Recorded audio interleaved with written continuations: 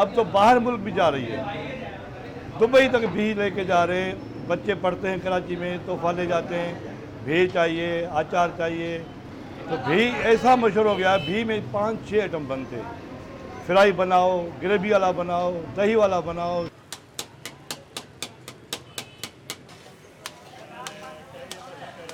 सिंध की हमारी सकाफ़ती खाना हो गया, तो ज़्यादा लोग पसंद करते हैं, बाहर के लोग ज़्यादा पसंद करते हैं।